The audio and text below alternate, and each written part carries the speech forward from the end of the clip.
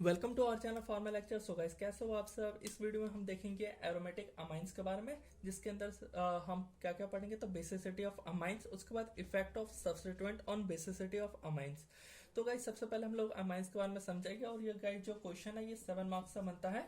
सो बहुत ज्यादा इंपॉर्टेंट है ये एग्जाम पॉइंट ऑफ व्यू से, तो ये हमें बहुत अच्छे से आना चाहिए। बहुत ही सिंपल वे में मैं आपको गाइस बताऊंगा। तो सबसे पहले मैं अमाइंस के बारे में कुछ नॉर्मल जो जानना चाहिए हमें वो पहले बता देता हूँ। उसके बाद ये सब टॉपिक्स हम स्टार्ट करेंगे, और ये जो छोटे छोटे टॉपिक्स है ये 2 मार्क्स में आ जाते हैं। तो अमाइंस, अमाइंस क्या होते हैं। तो ये अमोनिया डेरिवेटिव्स होते हैं गाइस, अमोनिया डेरिवेटिव्स यही होते हैं हमारे अमाइंस।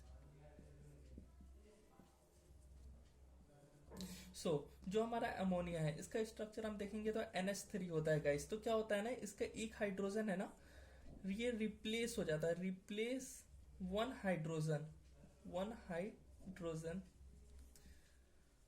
और ये किससे होता है। तो हमारे जो एल्काइल और जो हमारे एराइल हैलाइड होते हैं उनसे, तब ये जाके क्या फॉर्म करते हैं, अमाइन फॉर्म करते हैं। तो ये तो गाइस ये तो नॉर्मल सी हमें जो जानना था वो मैंने बता दिया। अब मैं आपको समझाता हूँ एरोमेटिक अमाइंस के बारे में, जो कि वहां से हमें स्टार्ट करना है टॉपिक्स को। तो बहुत ही सिंपल वे में मैं आपको बता रहा हूँ गाइस, एरोमेटिक अमाइंस। और मैं यहाँ पे एक बार अमाइंस भी लिख देता हूँ ताकि आपको और अच्छे से एकदम क्लियर हो जाए।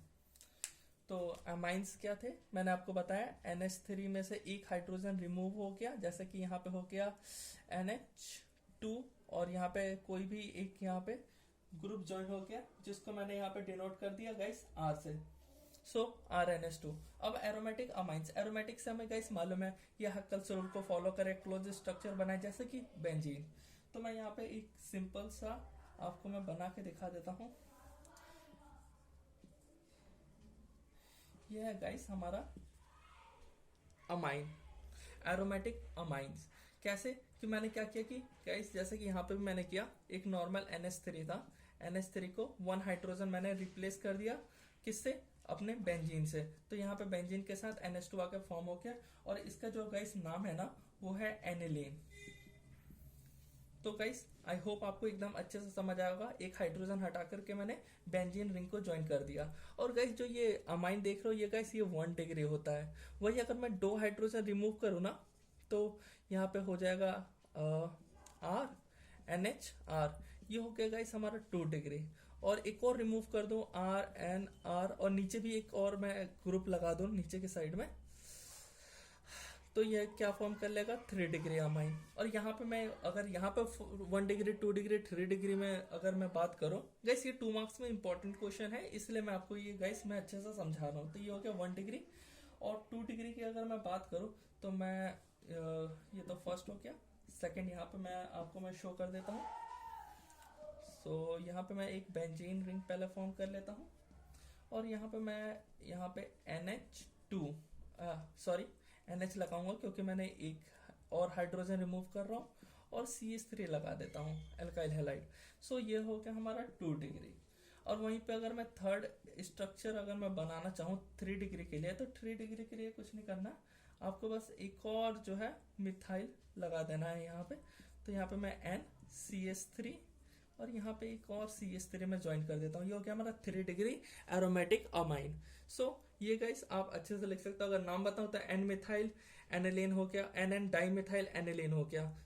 बहुत ही सिंपल है, कुछ दिक्कत नहीं है इस टॉपिक को पढ़ने में। स्टार्ट करता हूं मैं गाइस, बेसिसिटी ऑफ अमाइन। यहाँ से बहुत ज्यादा इंपॉर्टेंट टॉपिक है हमारा। तो 7 मार्क्स में ये पूछा गया है बेसिसिटी ऑफ अमाइन, और साथ में ये भी पूछ लेता है इफेक्ट ऑफ सब्स्टिट्यूएंट। अगर सब्स्टिट्यूएंट हम लोग बेसिसिटी ऑफ अमाइन पे लगाएंगे तब क्या होगा। तो पहले मैं इसको रफ कर देता हूँ ताकि ज्यादा स्पेस हो, मैं और अच्छे से समझा पाऊंगा आपको। तो हम बात कर रहे हैं बेसिसिटी ऑफ अमाइंस के बारे में। तो हमें क्या क्या जानना चाहिए। सबसे पहले जो हमारा अमाइन है वो बेसिसिटी है, कैसे है। तो गाइस हमने बात किया था एसिडिटी, अगर आपको याद हो फिनॉल की, मैं बताता था जो कंपाउंड होता है वो अगर H प्लस को रिलीज करता है डिसोसिएट होने के बाद, H plus release after dissociate, ये क्या होते हैं? ये होते हैं हमारे एसिडिटी, मतलब एसिडिक इन नेचर के होते हैं, एसिडिक इन नेचर।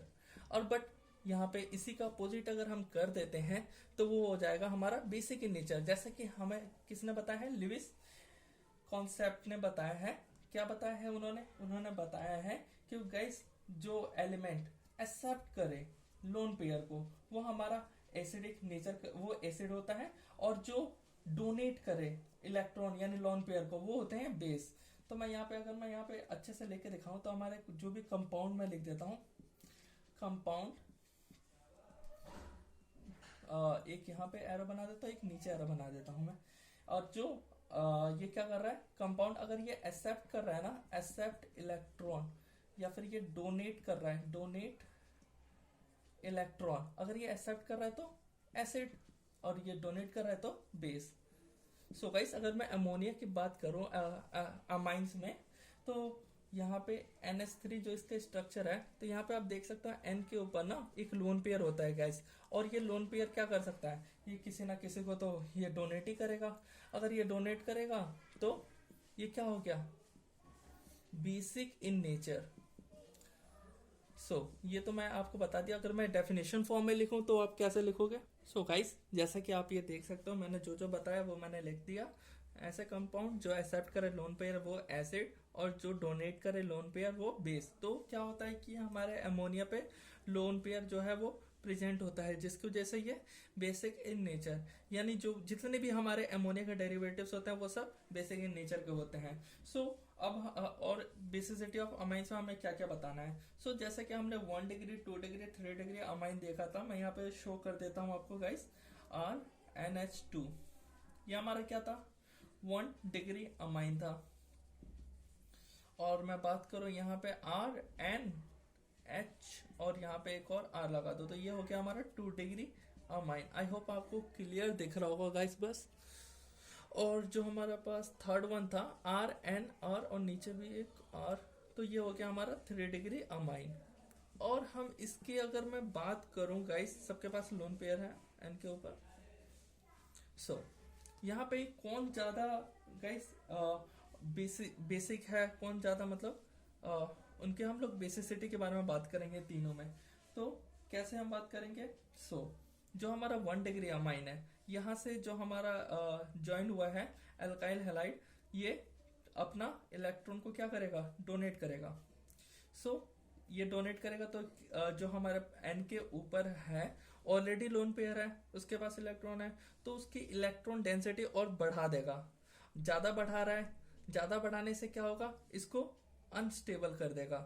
गाइस जैसा कि मैंने आपको, वो ज्यादा बेसिक होगा, यानी इलेक्ट्रॉन डेंसिटी अगर इंक्रीज हो रही है तो हमारी बेसिसिटी भी इंक्रीज होगी, क्योंकि वो क्या कर रहा है गाइस? अनस्टेबल बना रहा है। मैंने आपको पहले भी बता रखा है गाइस कि इलेक्ट्रॉन जो डेंसिटी होती है ना, अगर ये इंक्रीज होती है तो जो हमारा बेसिसिटी होता है ना, बेसिसिटी वो इंक्रीज होता है। बट एसिड नेचर यानी एसिडिटी में अपोजिट है, ऐसा कि हमारा इलेक्ट्रॉन डेंसिटी डिक्रीज होना चाहिए तब एसिडिटी इंक्रीज होगा। बट यहाँ पे बेसिसिटी की हम बात कर रहे हैं। गाइस यहाँ पे जो हमने यहाँ पे क्या लिया है, जब हम बात कर रहे हो ओनली यहाँ पे अल्काइल हैलाइड, तो मैं यहाँ पे लिख भी देता हूँ अल्काइल हैलाइड, जैसे कि CH3 हो गया, मीथेन, इथेन, ये सब अगर यहाँ पे ज्वाइन हो तो। अब मैं इसको रफ करता हूँ और यहाँ पे ऑर्डर बता देता हूँ। यहाँ पे देख रहे हो गाइस, यहाँ से सिर्फ एक जो अल्काइल हैलाइड है वो दे रहा है, तो यहाँ पे इसके पास इलेक्ट्रॉन डेंसिटी जितनी इंक्रीज होगी as compare to secondary amine, ये दोनों तरफ से दे रहा है। डेट मीन्स इसकी सबसे ज्यादा होगी as compare to 1 degree amine, क्योंकि ये दोनों तरफ से दे रहा है, इसकी इलेक्ट्रॉन डेंसिटी और ज्यादा बढ़ा रहा है। बट जो हमारा 3 डिग्री अमाइन होता है, इसके कंपैरिजन में ऐसा नहीं होता है। क्या करते हैं ना कि ये तीनों देते हैं अपने इलेक्ट्रॉन्स, और क्या करते हैं कि ये जो ये नेगेटिव चार्ज है गाइस, तो ये दोनों जो है वो मिल करके स्टेरिक हिंड्रेंस जो है वो डेवलप कर लेते हैं और छुपा लेते हैं, दिखने नहीं देते हैं। जो यहाँ का नेगेटिव चार्ज की ये दोनों डेंसिटी इंक्रीज करते हैं वो नहीं दिखाते हैं। तो जो हमारा 1 डिग्री और 3 डिग्री होता है वो एक तरह से हम बोल सकते हैं इक्विलिब्रियम यानी इक्वल में ही होता है। तो हम यहाँ पे ऑर्डर लिखे तो 2 डिग्री अमाइन ज्यादा होता है, और हमारा एज कंपेयर टू बाकी के जो 3 डिग्री हो गया और 1 डिग्री अमाइन होते हैं, ये लगभग में इक्वली होते हैं। सो अगर ऑर्डर पूछे तो आप ये लिख सकते हो 2 डिग्री अमाइन, उसके बाद 3 डिग्री और 1 डिग्री लगभग में सेम होते हैं उसके बाद। अब जो मैंने ये गाइस बताया है इसको बहुत ही अच्छे से आपको समझना है। ये बहुत अच्छे से गाइस आप पढ़ लेना, और आई होप आपने लिख भी लिया होगा। नहीं नोट्स बना रहे तो नोट्स बना लो। अगर वीडियो अच्छी लग रही हो तो लाइक और सब्सक्राइब करना मत भूलना गाइस, अब भी लाइक कर दो। और स्टार्ट करते हैं इसके आगे। और क्या लिखना है बेसिसिटी में, ये तो हो गया, हमने अमाइंस के बारे में डिस्कस कर लिया उसके बेसिसिटी। बट एरोमेटिक अमाइंस में कैसे होता है, यहाँ पे मैं डाल देता हूँ एरोमेटिक अमाइंस। यहाँ पे क्या होता है गाइस, रेजोनेंस होता है। अब क्या होगा रेजोनेंस होने की वजह से, तो वो हम देखेंगे। सबसे पहले क्या होता है गाइस, एक अगर मैं स्ट्रक्चर यहाँ पे बनाऊं तो ये हो गया हमारा एनिलीन का, बना लेता हूँ NH2। एन के पास गाइस आपको मालूम है लोन पेयर होता है, और ये लोन पेयर क्या होगा, यहाँ पे बॉन्ड, ये बेंजीन क्या करता है, इस इलेक्ट्रॉन को ले लेगा और अपने अंदर डीलोकलाइज करवाने लग जाएगा। और गाइस मैंने बता रखा है बेंजीन डीलोकलाइज जब करेगा तो ये कंपाउंड जो है वो स्टेबल बनेगा।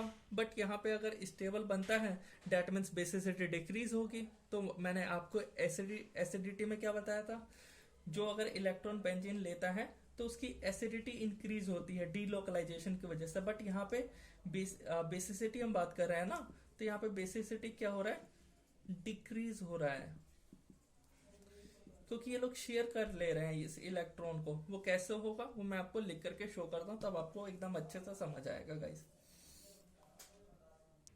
गाइस जैसे कि आप यहाँ पे स्ट्रक्चर में देख सकते हो, मेरे को ज्यादा टाइम लगता अगर मैं आपके सामने बना लेके जाता, तो इसलिए पॉज करके बनाया। तो यहाँ पे देख लो, यहाँ जो हमारा लोन पेयर है अमोनिया के पास, ये क्या हो रहा है, बेंजीन रिंग के अंदर कैसे डिलोकलाइजेशन हो रहा है, रेजोनेंस।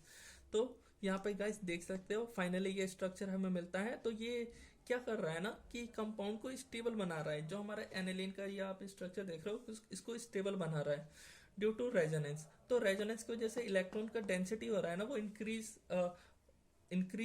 नहीं हो रहा गाइस, डिक्रीज हो रहा है। मैंने यहाँ पे इंक्रीज गाइस लिख दिया है, सॉरी। इलेक्ट्रॉन डेंसिटी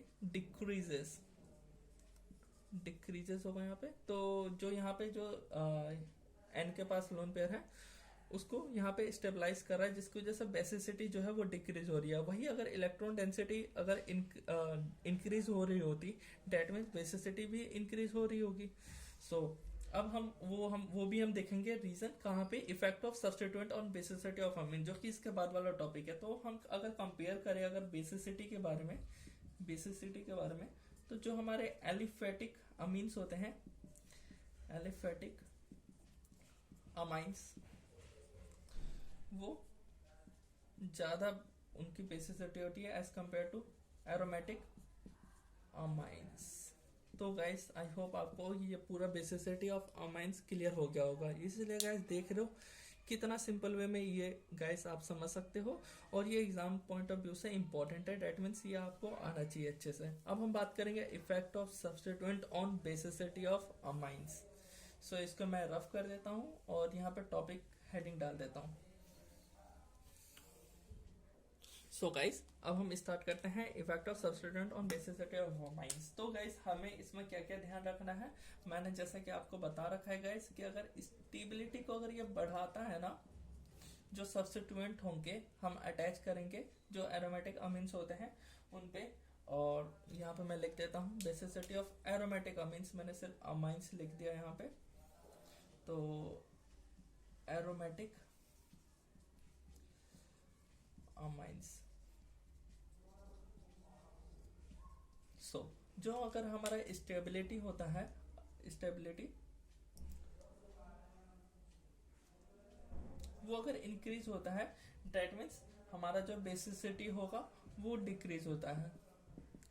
बट वही अगर एसिडिटी जो है स्टेबिलिटी के साथ बढ़ता है और बेसिसिटी घटता है, ये गाइस आपको ध्यान रखना है, तभी आपको पूरा कॉन्सेप्ट अच्छे से समझ आएगा।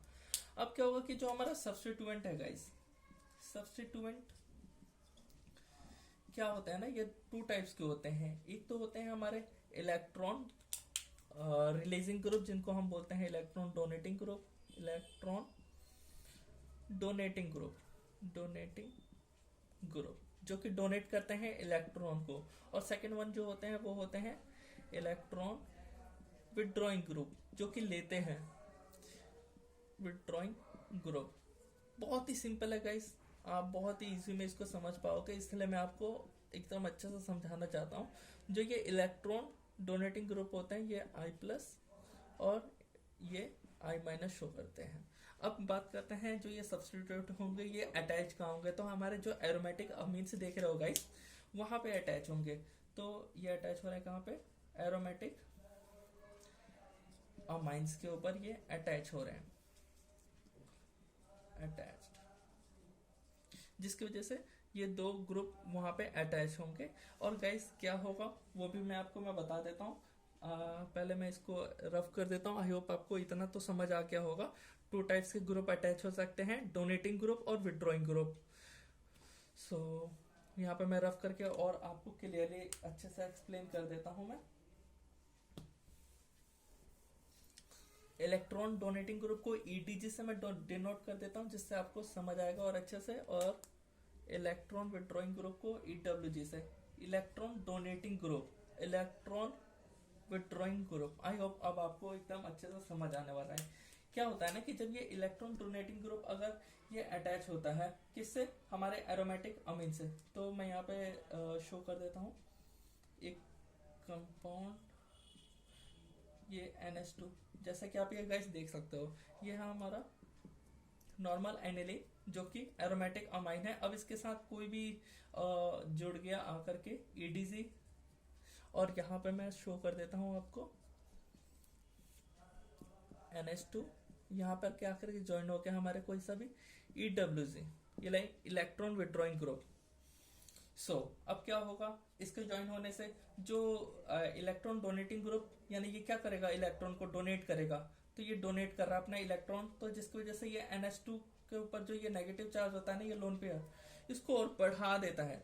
यानी ये क्या कर रहा है, इंक्रीज कर रहा है। इसी को हम बोलते हैं है इलेक्ट्रॉन डेंसिटी। तो इंक्रीज कर रहा है इलेक्ट्रॉन डेंसिटी।